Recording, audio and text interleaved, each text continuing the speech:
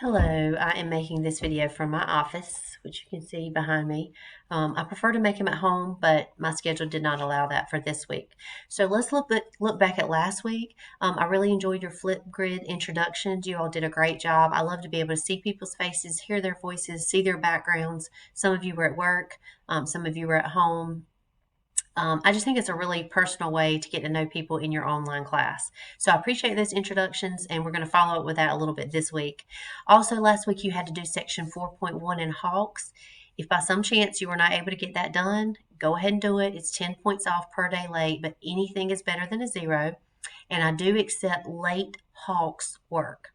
So 4.1 is due, but you can continue to complete it if you didn't get it done on time. It just will have a penalty for being late. And then the only other thing you had to do was the introductory quiz. That was due last night at midnight. So I hope you completed that. If not, I've called you, I've sent you a remind message, and all those kind of good things. This week, let's see my notes. You are going to post 2 responses to the Flipgrid introductions from last week. So that's how Flipgrid is going to work. One week we'll post our sort of answers, and then the following week you'll respond to 2 people. You can do a video response or a text message response, but it needs to be more than just good job. It needs to be a response. It needs to be a personal response to what the person said.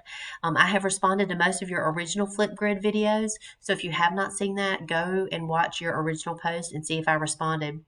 If you're going to respond in a video, you have to hold the Flipgrid app open. You have to make sure it doesn't shut down on you while you're uploading the comments or the video. That has happened to me. Sometimes I'll make a comment and then I'll get distracted with something else and I forget to keep my phone active. And my child is texting me. Hold on.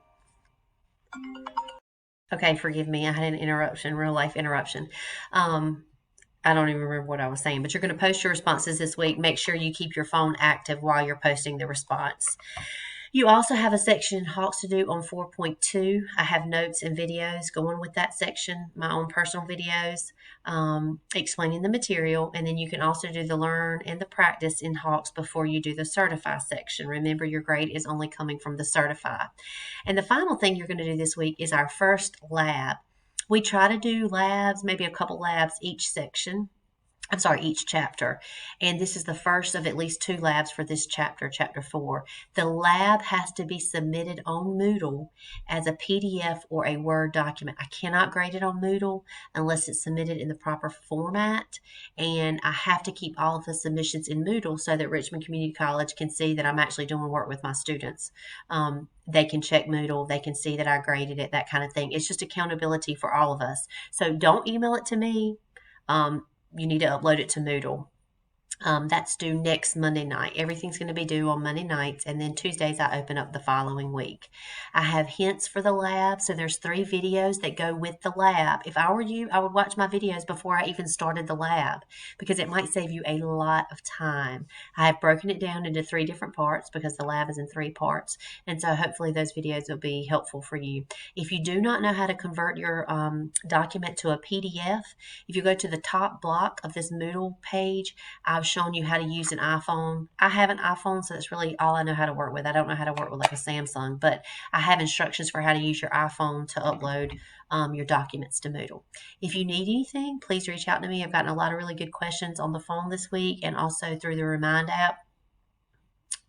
Don't hesitate to contact me if anything comes up. I hope you have a great week. See you next Tuesday.